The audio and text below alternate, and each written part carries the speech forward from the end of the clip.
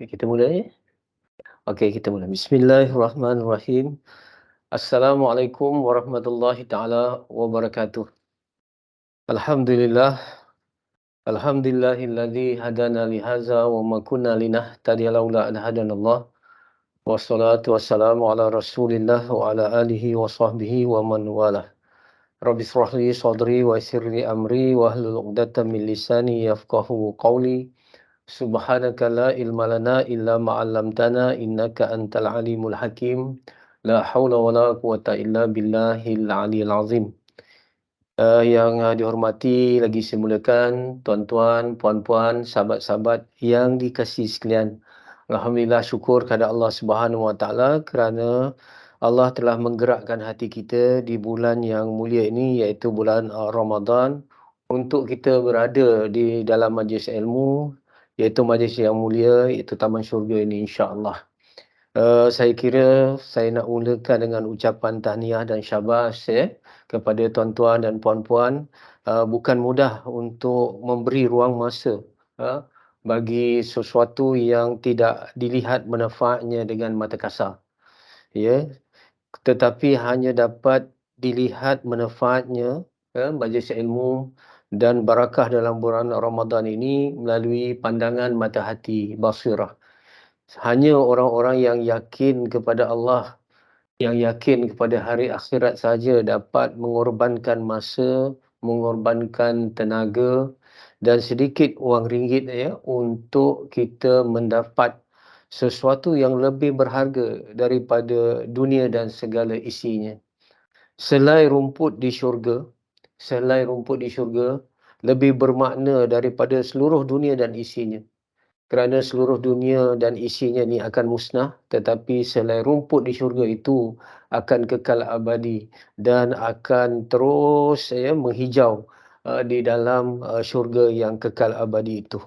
Subhanallah, tajuk kita pada pagi ini ialah Tenang 2023. Ya, selalu kita dengar bahawa tahun ini adalah tahun yang akan dipenuhi dengan ujian.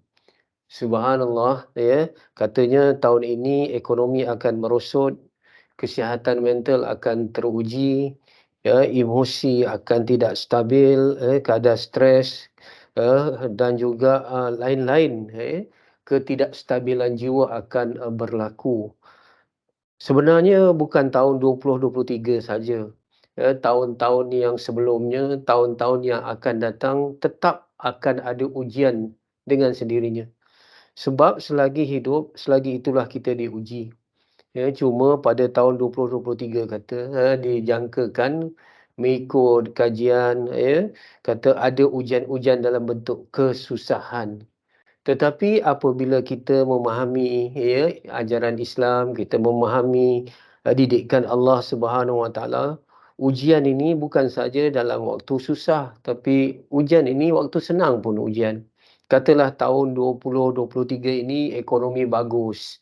Semua orang dalam keadaan senang, lenang dan sebagainya. Itu lagi lah sebenarnya satu ujian. Sehingga orang-orang yang dekat dengan Allah, iaitu para arif billah, orang yang kenal Allah dengan mata hatinya, mereka lebih bimbang pada berhadapan dengan ujian senang berbandingan ujian susah.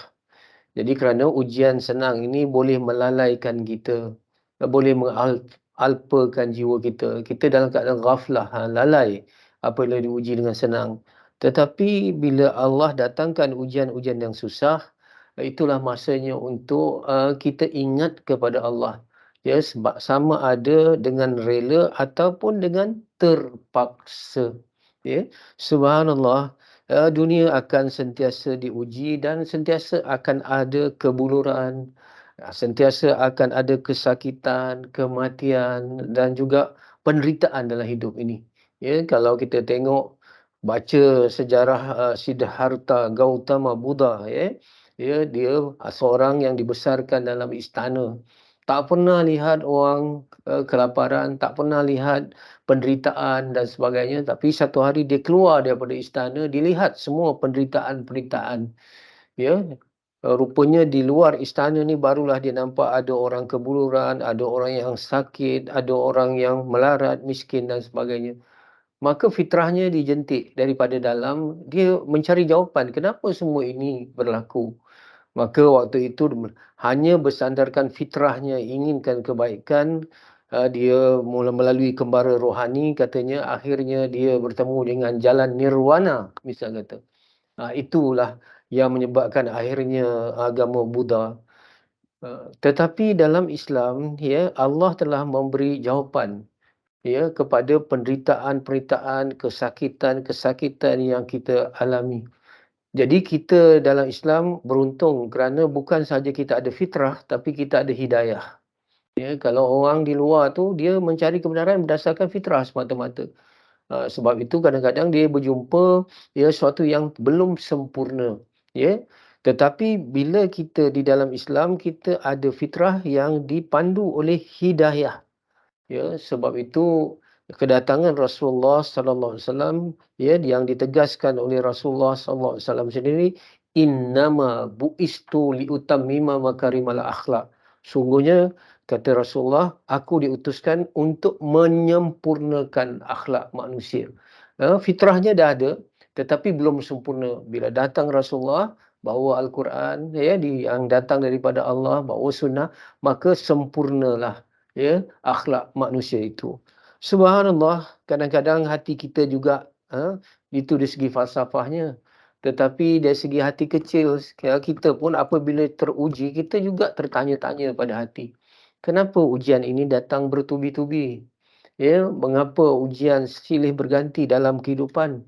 Sedangkan kita telah dapat ilmu, kita telah dapat maklumat daripada pengajian-pengajian kita bahawa Allah lebih sayang, ya, hamba-Nya lebih daripada seorang ibu menyayangi anaknya. Ya, kita kenangkan ibu kita betul. Kita sayang sangat ibu kita. Kerana sebab apa kita sayang ibu? Sebab ibu sayang kepada anaknya. Subhanallah. Ya, sesayang-sayang anak kepada ibu, lebih sayang ibu kepada anak. Tetapi Allah lebih sayang hamba-Nya, ya, berbanding ibu yang sayang kepada anaknya. Tetapi persoalannya, kenapa Allah sayang tetapi Allah datangkan ujian demi ujian? Kenapa Allah datangkan kesedihan? Kenapa Allah datangkan kesakitan? Kenapa Allah datangkan perpisahan? Kenapa Allah datangkan kepahitan dalam hidup kita? Ya, kadang-kadang hati kita tertanya-tanya juga. Tetapi oleh kerana Al-Quran telah menjelaskan bahawa hidup ini memang diuji. Kehidupan ini sementara saja.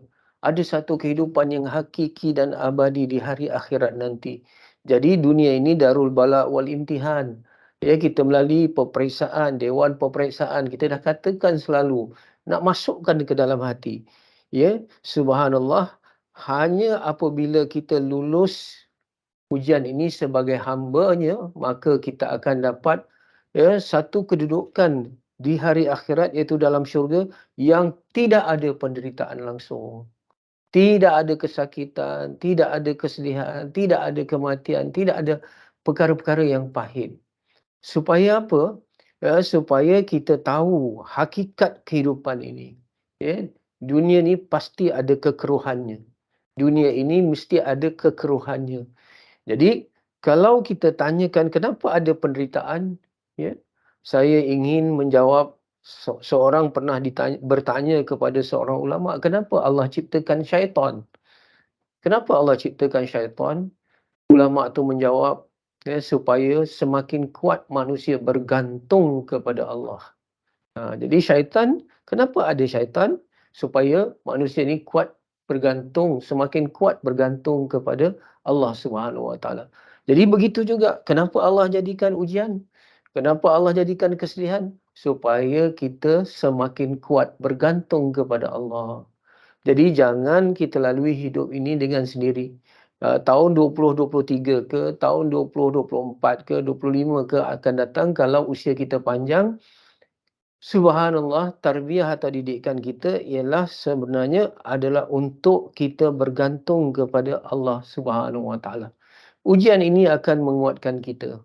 Ya, seperti mana selalu kita baca, mana ulat apa ni, dalam kepompong, ya, nak jadi rama-rama itu, ya, Kalau dia dah ada lubang kecil ke, jadi akhirnya orang kata bantulah besarkan lubang tu sendiri.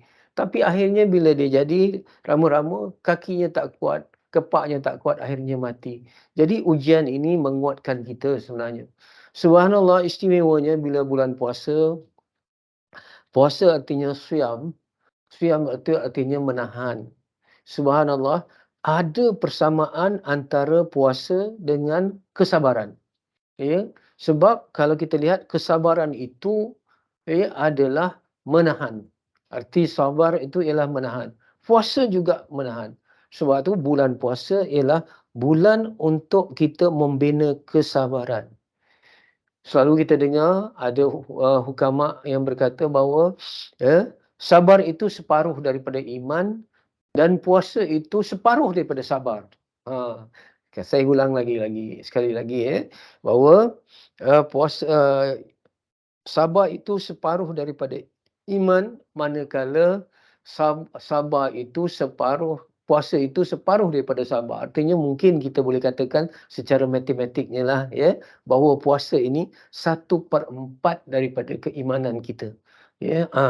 Subhanallah, Allah Subhanahu Wa Taala datangkan ujian, tetapi Allah tidak biarkan begitu saja. Allah datangkan cara untuk menghadapi ujian itu. Memang kita tengok cara untuk menghadapi ujian sekali lagi depankan lagi insya-Allah. Bahawa Allah Subhanahu Wa Taala telah beri kaedahnya.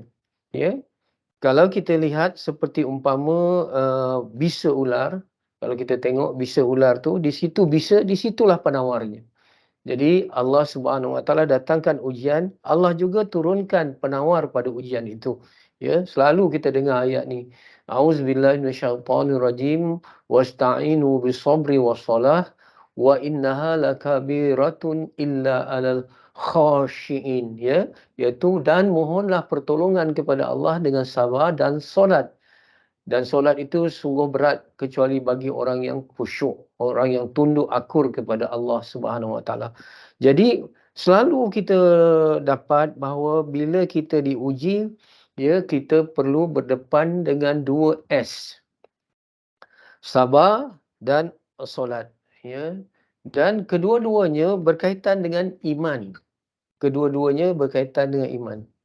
Tak boleh Kedua-duanya berkaitan dengan iman. Sebab itu, semakin tinggi iman kita, semakin kuat tahap kesabaran kita. Iman itu apabila hati kita terikat dengan soal-soal yang ghaibiyat dan sam'iyat. Sebab hidup di dunia ini, bukan sahaja dengan akal kita, tetapi dengan hati kita. Hati ini mencapai sesuatu yang berbentuk rohani, satu berbentuk yang maknawi. Maksudnya kita yakin Allah yang mencipta kita. Allah Subhanahu Wa Taala yang berkuasa terhadap kita. Pada Allah ada kekuatan, pada Allah ada kekayaan, pada Allah ada segala-galanya apa yang dikehendaki oleh manusia. Dunia ini sementara. Nanti di hari akhirat kita akan berdepan dengan pertama, kita akan bertemu dengan barzah. Kemudian di situ ada alam kubur, permulaan kebaikan bermula di kubur. Kalau kubur kita, alam barzah kita, misal kata menjadi pada taman-taman syurga, perjalanan kita seterusnya akan baik. Tetapi kalau dalam alam barzah lagi sudah ada penderitaan, iaitu bahang daripada api neraka, perjalanan kita akan mula. Kemudian kita akan dibangkitkan nanti. Kita akan pergi ke padang mahsyar. Kemudian di sana kita ada mizan, ada haud ataupun telaga, ada titian siratal mustaqim dan akhirnya ke syurga. Subhanallah, apabila ada perkara-perkara yang ghaibiyat dan sam'iyat. Ghaibiyat ni yang tidak dapat dilihat dengan pandangan mata kecuali mata hati, dan sam'iyat, perkara-perkara yang didengar beritanya daripada Rasulullah, barulah ada keimanan. Dan bila ada keimanan, barulah ada kesabaran. Jadi mana mungkin kita boleh berpesan tentang sabar kalau kita tidak ada keimanan. Sebab itu saya katakan iman dan sabar itu berkadar terus. Makin tinggi iman kita kepada Allah, makin sabar kita berdepan dengan ujian. Makin yakin kita kepada syurga, makin tinggi kesabaran kita untuk uh, meninggalkan perkara-perkara yang nikmat demi perkara-perkara yang nikmat yang seronok tetapi haram kerana ada nikmat syurga yang halal contohnya, ya. Dan kita akan rela dan tega untuk melakukan perkara-perkara yang berat di dunia ini, ya, kerana kita mengharapkan nanti di syurga nanti tempat kita berehat.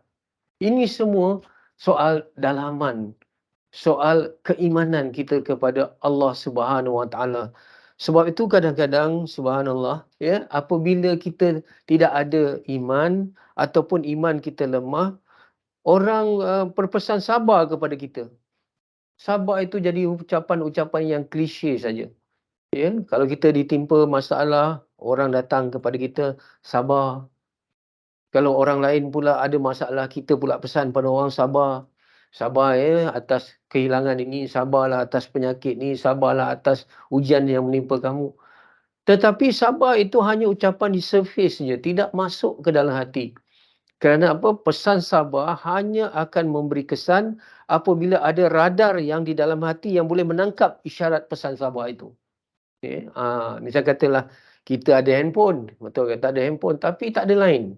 Tak ada line kata macam mana kita nak dapat satu pesanan, macam mana kita nak dapat satu signal tak ada. Ya, dalam beza pesan sabar yang diucapkan oleh Rasulullah sallallahu alaihi wasallam kepada keluarga Yasir dengan pesan sabar yang kita terima ataupun yang kita beri pada orang. Ya.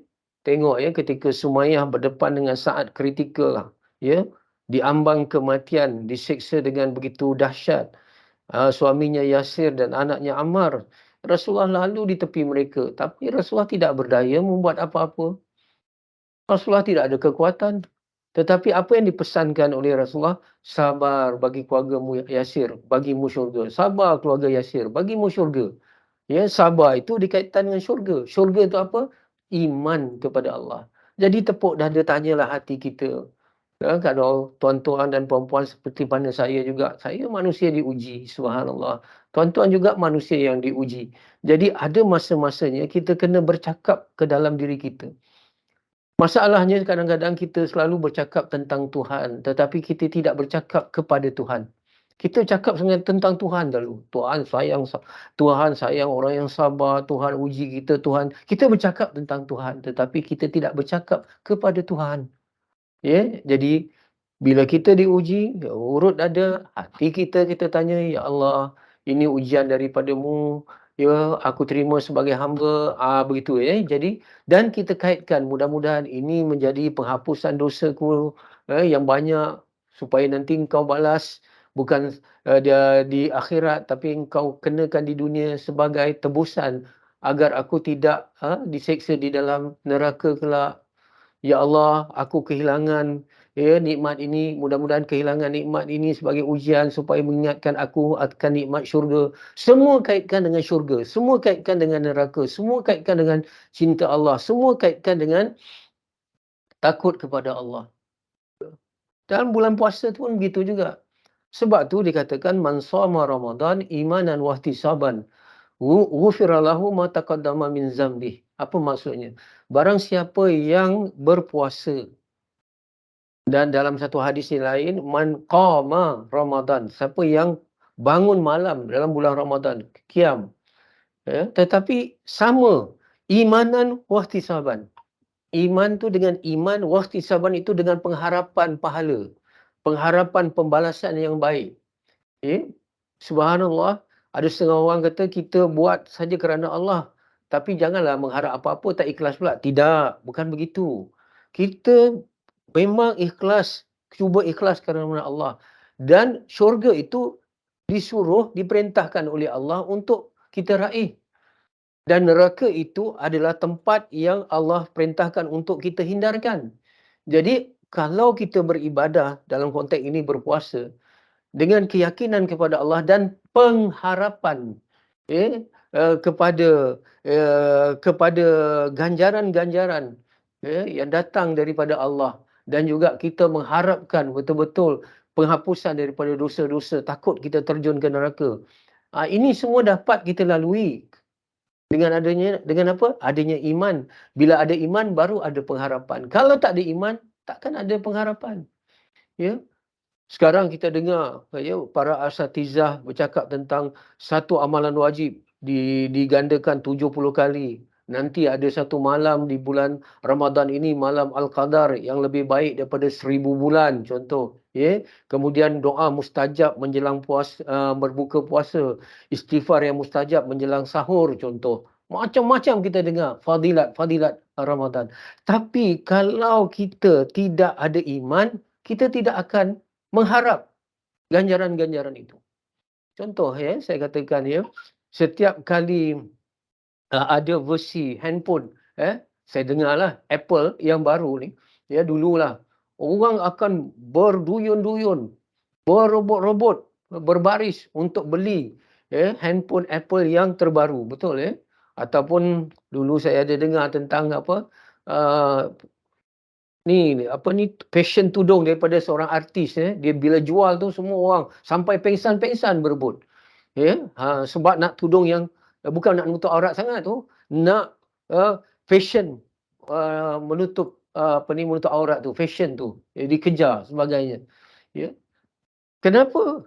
Mereka obses dengan perkara-perkara itu, handphone tadi, tudung dia apa. Kerana mereka tahu nilai tu. Bagi mereka nilai handphone tu tinggi, nilai fashion tu tinggi. Tapi bagi orang yang pakai Android ataupun yang tak kisah sangat tentang Apple ke apa ke jenama, asal boleh pakai. Ada orang yang boleh tutup aurat, tak kira apa jenamanya dan yang sebagainya. Mereka tak berebut-rebut. Mereka tak sampai pengsan, duduk dekat rumah relax saja, kan? Ini bezanya. Imanan wahtisaban ini. Jadi begitu juga yang saya katakan pesan sabar tadi. Bila Rasulullah SAW pesan sabar, Rasulullah pesan daripada hatinya. Hati yang dah melihat apa ganjaran yang akan dapat, yang Allah akan berikan kepada keluarga Yasir. Rasulullah kata, sabar keluarga Yasir, bagimu syurga. Sumayyah dengar itu pun dia yakin pada syurga. Penderitaan dari kecil dah. Memang sakit. Memang dia rasa sungguh ujian-ujian itu bukannya mudah, subhanallah. Tetapi besarnya ganjaran yang dia nak dapat di syurga dan dahsyatnya azab kalau dia tidak mampu bertahan di neraka, menyebabkan dia mampu hidup dengan baik, menghadapi ujian hidup dengan baik.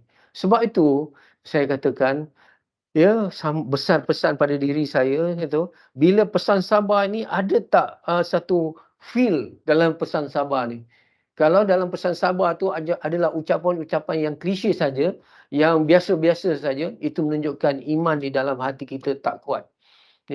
Tapi kalau pesan sabar tu, bila orang kata sabar, dalam hati kita terus teringat syurga dan neraka, terus ingat cinta Allah dan takut kepada Allah, itu ada kekuatan. Jadi sabar itu berkala terus dengan iman kepada Allah Subhanahu Wa Taala. Baik, apa itu sabar? Kita jangan pindah dulu kat sini dulu Cik Mat Apa itu sabar? Sabar itu menahan. Menahan. Bila ada ujian datang, dalam konteks ni kita cakap, kita orang awam lah ujian kesakitan ke, kekurangan ke, orang kata orang keji perpisahan ke, apa, subhanallah, dalam hidup ni sentiasa ada ujian. Sentiasa ada ujian. Bila kena ujian tu, kita first perkara yang pertama sabar. Sebab tu dikatakan sabar itu pada tamparan ataupun pukulan yang pertama. Jadi bila kena saja ujian, yang pertama kita tahan dulu. Tahan dulu. Jangan buat apa-apa, tahan. Jangan buat sesuatu, jangan melakukan apa sesuatu, tahan. Tahan tu maksudnya apa? Tahan, pertama, tahan lidah kita. Yang kedua, tahan panca indera kita. Tangan kita, kaki kita, mata kita, telinga kita, panca indera kita. Dan kalau boleh, tahan emosi, fikiran dan hati kita. Semua tahan. Kalau tidak, setidak-tidaknya orang beriman, dia tahan mulut dan juga lidah dengan panca indera. Itu. Jadi bila ada ujian, saya kata contoh, tahan lidah daripada berkata-kata sesuatu yang bertentangan dengan apa yang Allah Subhanahu Wa Taala kendaki. Tahan dulu. Ya, jangan cakap, suatu yang misal kata suatu yang, menunjukkan kita marah, kita kecewa, kita, "Apa macam ni, frust lah aku macam ni." Tahan tahan. Walaupun hati kita nak bercakap, tapi tahan. Tahan tangan kita daripada, ya, dalam dalam keadaan kita, koyak ke, ataupun kita tumbuk, tepuk meja ke apa sebagai, tahan. Itu ya maksudnya. Subhanallah, hati dan lidah kita, hati kita dengan lidah kita, ni berkaitan. Bila kita dapat dah kawal lidah kita, hati kita akan slow down sikit. Ya, walaupun dia merasa ujian.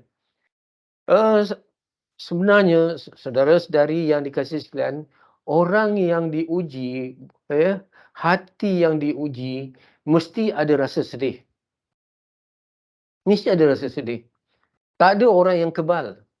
100% bila kena ujian dia, wah, tak ada rasa apa-apa, kebal. Ya, dia ada macam satu immunity dalam, dalam hati dia, dia tak terkesan dengan ujian-ujian. Tidak terkesan, cuma dia dapat tahan. Ya. Jadi subhanallah, kalau kita tengok macam mana Nabi, ya, Yakub, kehilangan Yusuf. Misal kata Nabi Yakub kehilangan Yusuf. Ya. Jadi Nabi Yakub menangis. Tapi tak meraung, menangis sehingga matanya buta. Kemudian ditimpa lagi dengan kehilangan Bunyamin misal kata. Dua, mula-mula hilang Yusuf, lepas tu kehilangan Bunyamin. Dua-dua ni anak yang soleh, anak yang menjadi penyejuk matanya, tapi hilang. Ya, apa kata Nabi Yusuf dirakamkan dalam surah, Yusuf ayat 86. Very simple. Ya, sesungguhnya hanya kepada Allah aku adukan kesusahan dan kesedihanku. Itu je lah. Kan ucapan tu macam bentuk pasif kan. Ya, orang kata, apa ucapan yang bentuk pasif? Sungguhnya hanya kepada Allah, ya, aku adukan kesusahan dan kesedihanku. Ini escapism kalau kita tak faham. Tetapi inilah kekuatan bagi Nabi, Nabi Yakub apabila kehilangan Yusuf dan Bunyamin. Dia kata, aku adukan kesusahan dan kesedihanku kepadamu ya Allah. Begitu, ya. Sedih sampai terjejas penglihatan matanya. Begitu juga Rasulullah ketika, kehilangan, Abu Talib, kehilangan Siti Khadijah. Sehingga tahun itu dikatakan tahun kesedihan. Rasulullah sedih. Dan dalam peristiwa Rasulullah SAW kematian anaknya Ibrahim contohnya. Ya, waktu di kuburan itu, subhanallah, ya, Rasulullah SAW menangis. Sehingga ditegur. Sehingga bukanlah ditegur, maksudnya, dikomentar, ya, oleh Abdurrahman bin Auf. "Wahai Rasulullah, aku lihat engkau menangis. Dan aku lihat orang lain menangis bersama engkau." Ya. Jadi apa kata Rasulullah sallallahu alaihi wasallam? Kesedihan ini rahmat daripada Allah. Dengar, kesedihan ialah rahmat daripada Allah. Dan satu sifat kasih sayang kepada seorang manusia. Yang tidak boleh hanyalah meratapi kesedihan. Jadi subhanallah, bila kita ada ujian, kita rasa sedih itu rahmat daripada Allah. Menunjukkan, kita ada kasih sayang. Ada kasih sayang. Hati itu masih hidup lagi. Hati itu belum mati. Ya? Orang kata hati kita bila mati apa? Ada 3 orang kata. 3 bila hati kita mati. Ini pakar-pakar motivasi lah kata. Pertama, bila tidak ada yang menggembirakan kita. Tak ada apa yang nak menggembirakan kita. Yang kedua, tidak ada apa yang menyedihkan kita.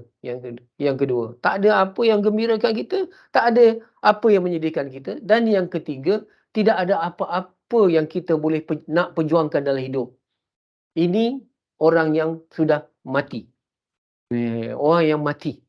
Bila tak ada apa yang boleh gembirakan dia, tidak ada apa yang boleh menyedihkan dia, dan tidak ada apa yang nak diperjuangkan hidup, diri dia dah mati. Mungkin, dia dah mati tahun 2021.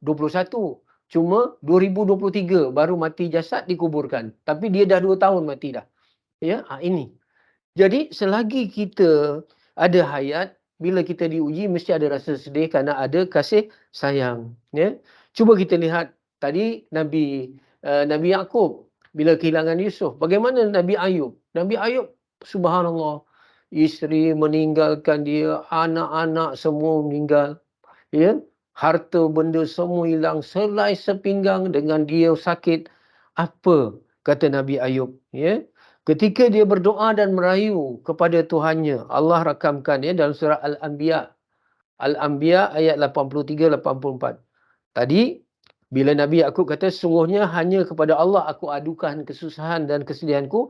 Apa kata Nabi Ayub pula? Sesungguhnya aku ditimpa penyakit, sedangkan engkau sajalah yang lebih mengasihani daripada segala lain yang mengasihani.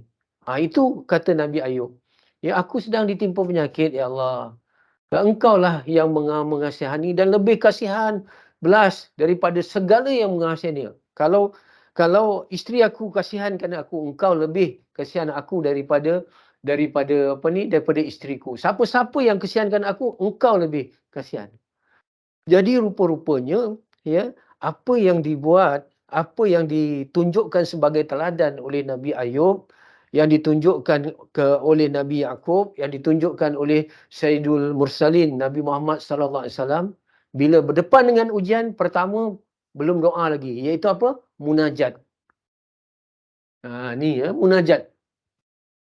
Kita ada dua bentuk, munajat dan doa. Kadang-kadang kita tak tahu, kita ingat doa itu munajat, munajat itu doa. Tapi munajat dan doa dia dekat. Munajat ini mengadu kelemahan kita. Sebab itu kalau kita lihat orang-orang yang hampir dengan Allah, sebelum dia berdoa, dia munajat dulu. Kalau kita terus doa, ya, lepas selawat terus kita Allahumma salli ala sayyidina Muhammad, okeylah tu, ya, kita mulakan doa kita dengan selawat. Lepas tu terus minta, ya Allah ini. Tetapi orang yang hampir dengan Allah, lepas selawat dia munajat dulu. Munajat ni, ya Allah, aku lemah, ya Allah. Aku hina, ya Allah. Aku hamba-Mu yang berdosa, ya Allah. Ya, begitu aku sangat mengharapkan padamu, ya Allah. Itu munajat. Bila dah munajat, dah hati dah lembut, tanah tu digembur dah macam tanah, ya. Hati kita dah digembur, baru kita minta doa, ya Allah, lepaskanlah aku daripada ujian ini, ya Allah. Begitu. Ya Allah, berilah kesihatan kepada anakku yang sakit, ya Allah. Ya Allah, berikanlah contoh, ya, taufik dan hidayah-Mu kepada suamiku, ya Allah. Ya Allah, jadikanlah isteriku, ya Allah, isteri yang solehah. Contoh begitu, ya. Kita doa. Jadi ini menunjukkan, saya nak katakan dalam slide ini, yang penting iman dulu. Bila ada iman baru ada sabar. Kalau tidak, saya pernah dengar ada satu pesanan, ya, dia kata, dalam musafir ini, ya, dilarang, ya, orang-orang berpesan sabar kepada klien mereka. Jangan pesan sabar. Sebab klien tak mau dengar perkataan sabar. Klien nak nak solution kepada masalah-masalah kita sepanjang kita bermusafir ni. Kita lah kata travel Balkan ke, kan sekarang orang banyak keluar negara kan. Kalau tunggu-tunggu lewat, bas tak sampai. Kata, tak boleh. Ya, orang yang pemandu pelancong atau orang yang mengiringi ni, orang yang jadi tourist guide ni kata, sabar ya, bas kita tak ada. Bagi tahu, bas kita akan sampai pada waktu-waktu ni. Sekarang dia sedang ini. Sebab pesan sabar dianggap satu escapism dah. Tak, kalau benar-benar orang beriman, itulah pesannya. Apakah Rasulullah SAW tidak produktif? Apakah Rasulullah SAW tidak praktikal apabila berpesan sabar kepada keluarga Yasir? Apakah nabi-nabi yang mengadu kepada Allah itu semuanya yang mengadu escapism? Ya, yang akhirnya orang-orang etis mengatakan agama ini candu kepada kehidupan. Tidak. Itu yang dikata iman tu di dalam, ya. Subhanallah. Sekarang saya nak terus kepada langkah-langkah. Ya, 2 langkah. Sekarang 45 minit tak sampailah, ya, kita tak nak habiskan.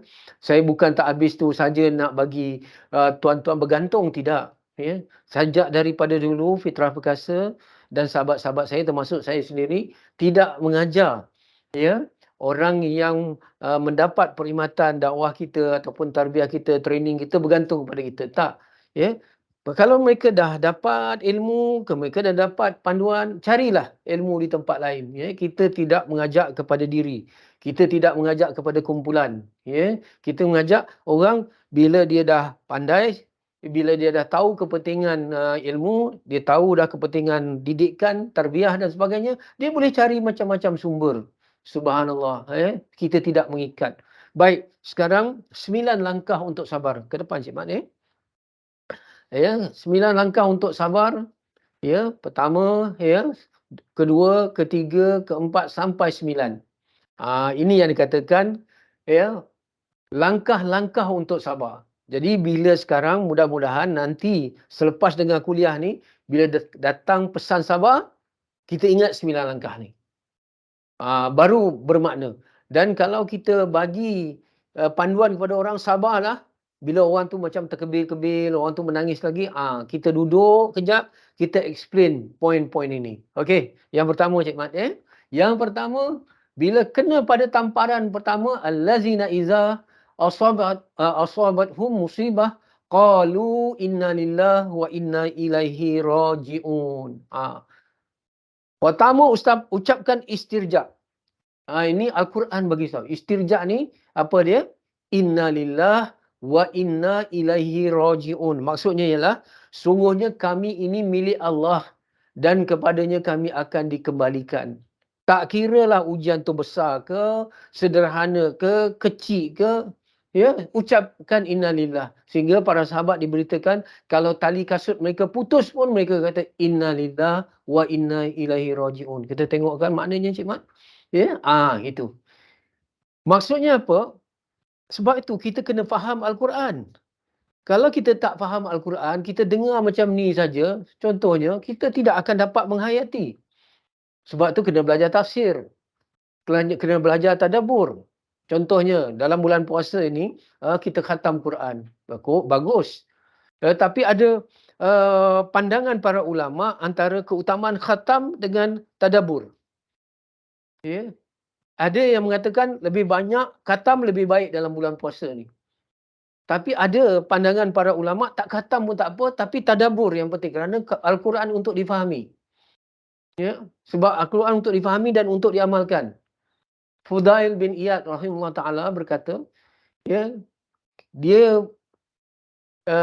mengkritik masyarakatnya. Fudail bin Iyad ni orang yang zaman salafus salih lah. Zaman terbaik lagi. 300 tahun, ya. Yang tu kurun yang pertama, kurun yang kedua, kurun ketiga yang kata Rasulullah, tu kurun yang terbaik 300 tahun tu. Fudail bin Iyad dia kata, kita sekarang membaca Al-Quran sebagai amalan, tetapi para sahabat Nabi membaca Al-Quran untuk diamalkan. Tu ya, beza. Kalau kata Fudail bin Iyad adalah sekarang, di zaman kita pula, kita ni baca Quran pun bukan sebagai amalan pun tidak, baca Al-Quran untuk diamal pun tidak. Kan? Tapi Fudail bin Iyad dulu lihat bahawa masyarakatnya membaca Al-Quran sebagai amalan tu bagus. Tapi ada lag dah waktu itu. Ada lompang dah waktu itu. Bahawa membaca Al-Quran sebagai amalan tetapi kurang membaca Al-Quran untuk diamalkan.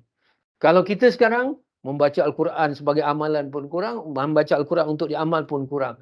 Jadi kembali kepada ayat tadi, ya. Pertama, ya, bila kita baca ayat ini, dia meresap ke hati bahawa pertama kita ini milik Allah. Apa impaknya bila kata aku ini milik Allah? Bila kita diuji dengan sakit, bila kita diuji dengan perkara yang kita tak suka dalam hidup ni, aku siapa? Aku hamba Allah. Bila aku letakkan diri kita ni kita letakkan sebagai hamba Allah, kita layak diuji. Kita layak diuji. Menerima hakikat bahawa kita hamba dan kita layak diuji, ini adalah gerbang pertama kepada kesabaran. Yang kita tidak boleh sabar ni, sifat denial. Denial. Ya, boleh kena je ujian, lagi-lagi aku yang diuji. Kenapa aku diuji? Apa dosa aku? Kenapa orang lain tak kena, aku yang kena?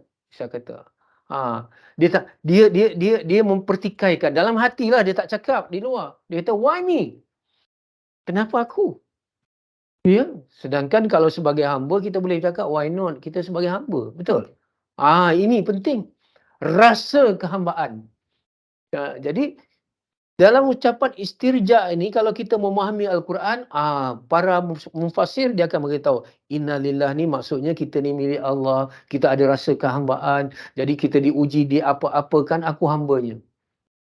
Tetapi di situlah ada kekuatan. Seperti mana Rasulullah bila diuji, Rasulullah kata apa? Ana Abdullahi. Aku ni hamba Allah dan Allah tidak akan mengecewakan aku. Itu kekuatan dia. Itu pada Rasulullah. Ha, aku hamba Allah dan Allah tidak akan mengecewakan aku.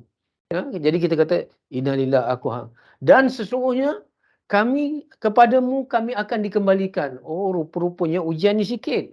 Kita akan dikembalikan kepada Allah. Dengan ujian ini apakah kita kembali sebagai hambanya? Ya, yang dipanggil untuk masuk ke dalam syurga itu fadkhuli ibadi. Ya, fadkhuli jannati. Ya, wahai hambaku. Allah panggil dan masuk ke dalam syurga. Yang tidak ada rasa kehambaan di dunia tak dijemput ke syurga. Jadi inilah yang dia kata kita akan kembali kepada Allah. Ya. Jadi bila ada perasaan ini dalam hati kita, kita layak diuji dan juga ada tempat kembali selepas ini, ada syurga, ada neraka. Saya yang katakan awal tadi, kecillah penderitaan di dunia. Kecillah penderitaannya memandangkan, menghayati akan ada besarnya lebih lagi penderitaan di akhirat. Kecilnya nikmat di dunia kerana ada balasan nikmat yang lebih besar di dalam syurga. Ini. Sebab itu, subhanallah, Imam Ghazali dia menegaskan, apa kata Imam Ghazali? Satu majlis agama ataupun satu pertemuan yang memperkatakan agama, memperkatakan Islam, tetapi tidak menyebut tentang syurga dan neraka, aku boleh katakan majlis itu masih lagi majlis yang lara. Sebut tentang ekonomi Islam, tentang ini, tapi tak dikaitkan dengan soal-soal ghaibiyat, soal-soal keimanan kepada Allah, syurga dan neraka. Boleh lalai juga kita. Jadi ini ucapan istirja. Jadi pertama, apabila kita kena diuji, terus kita kata innalillah wa inna ilaihi raji'un. Aku hamba-Mu ya Allah, aku layak diuji. Aku akan kembali kepadamu ya Allah. Ujian ini sementara, ini hanya di dunia. Aku akan menghadap depan-Mu ya Allah. Itu munajat yang saya kata tadi, munajat. Ya. Okey, itu langkah pertama. Yang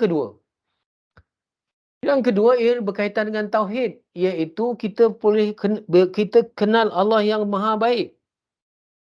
Ya, bila kita kenal Allah yang Maha Baik, kenal dengan tahu beza. Tahu Allah baik memang kita tahu, tapi kenal berbeza tau. Ya, kenal itu dengan hati. Apa Allah kata? Wa asa an takrahu syai'an wa huwa khairul lakum wa asa an tuhibbu syai'an wa huwa syarrul lakum wallahu ya'lamu wa antum la ta'lamun. Balik. Ini manual kehidupan kita. Allah kata apa?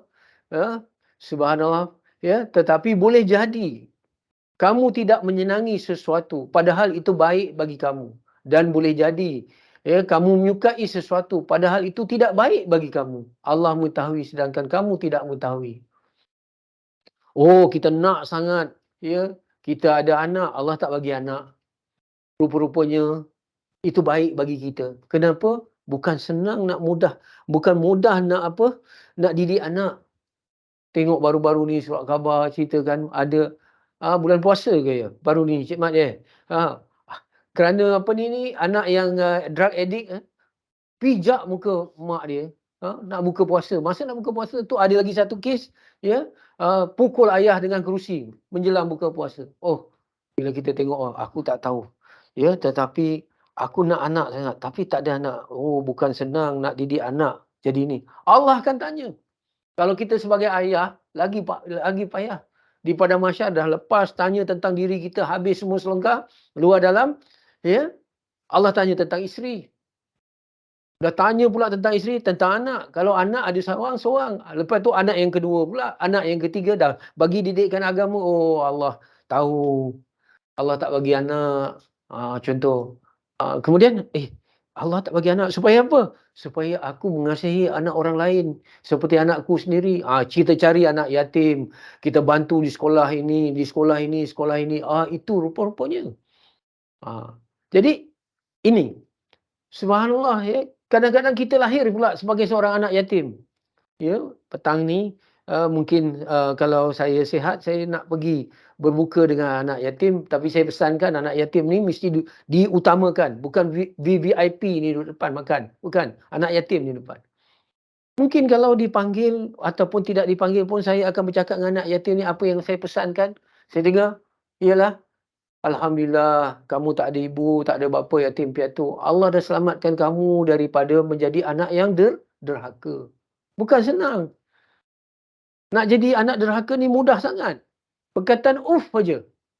Ataupun berdesyik je. Apalah macam ni. Ataupun tak payah apa-apa. Bahasa isyarat je. Body language je. Dah derhaka dah. Subhanallah. Bukan senang.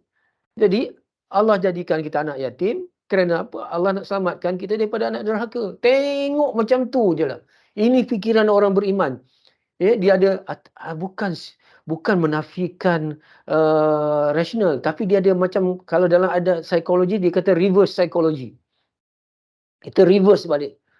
Tapi bukan reverse bagi saya. Ini dia kata lebih dekat perkataan apa? Reflection balik. Reflection balik. Kita nak sangat suami, Allah tak bagi suami, sampai sekarang tak ada jodoh misal kata. Orang kata macam ni, alhamdulillah kita selamat. Sebab apa? Kalau kita ada suami, tu yang kita tengok tu sekarang ni. Macam-macam dalam media sosial. Kata orang ni, kata orang ni, kata orang ni. Netizen pula bubuh lagi sebagainya. Rumah tangga, persoalan rumah tangga dah jadi satu. Allahu Akbar. Kalau kita tengok macam tu, selamat aku. Pesan urut dada begitu. Jadi inilah yang dikatakan ada perkara yang kita tidak menyenangi kamu tetapi itu baik bagi kamu. Ada perkara yang tidak baik bagi kamu tetapi itu baik bagi kamu. Allah ingatkan di ujung tu. Allah ingatkan kita ujung tu. Wallahu ya'lamu wa antum la ta'lamun. Allah ingatkan balik kepada sifat hamba tu. Allah mengetahui, aku Tuhan, aku ketahui. Cuba kalau nak cakap kasar macam tu, aku Tuhan. Ya. Engkau hamba, engkau tak tahu. Engkau minta doa ini dengan ilmu yang terbatas. Aku akan mengabulkan doa dengan ilmu aku yang lebih luas. Aku tahu apa yang kamu minta tak baik. Jadi aku tahan kerana aku sayang pada kamu. Yang ini pahit ni ubat, makan. Macam mana? Lebih kurang lah macam kita cakap begitu supaya jiwa kita ni dihentak-hentak, supaya kita ni sentap sikit apabila kita berdepan dengan ujian-ujian ini. Okey Cik Mat, dah pukul 12.45, 2 saja Nanti kita sambunglah bila-bila tentang ujian ini iaitu yang pertama bila kita kata sabar. Tadi saya dah bercakap tentang iman dan hubungannya dengan sabar. Dan kemudian kita dah mulakan langkah pertama, ada 9 langkah. Iaitu yang pertama, ucapkan dengan ucapan istirja. Apa makna istirja? Istirja itu dari segi fahamnya, bukan kita tahu maknanya saja, tetapi kita faham pengertiannya. Kemudian yang kedua, kita kenal Allah yang maha baik. Sebab itu saya nak tutup apa yang kata daripada Saidina Ali. Ketika aku berdoa dan doa aku tidak dimakbulkan, aku lebih gembira berbanding doa aku dimakbulkan. Bila orang bertanya kepada Saidina Ali, kenapa bila doamu tidak dimakbulkan, engkau lebih gembira? Kerana Allah memilih untukku. Bukan aku yang memilih untuk diriku sendiri. Dan aku yakin pilihan Allah adalah pilihan yang terbaik buat diriku. Jadi selamat berpuasa. Mudah-mudahan kalau ada ujian-ujian yang datang, bukan saja orang ajak bergaduh, kita kata ini so'im. Tetapi ada ujian-ujian dalam hidup kita pun kata ini so'im, ini so'im. Jadikan dia sebagai apa? Motor dalam hidup kita. Bila kita bawa kereta misalkan ini so'im, kalau ada apa-apa. Saat lagi ada apa-apa, ini so'im. Bukan saja di bulan puasa, di luar bulan puasa. Ataupun kita tambah lagi, ini so'im. Lepas tu, la tahzan innallaha ma'ana. Yang dekat-dekat ni, la tahzan innallaha ma'ana. Ini so'im dan sebagainya. Ini yang dikatakan zikir sepanjang dalam kehidupan kita. Wabihi wallahu alam. Ampun maaf kalau hanya sebentar, sedikit cukuplah. sedikit yang berkat lebih banyak daripada yang melalaikan. Wabihi wallahu alam.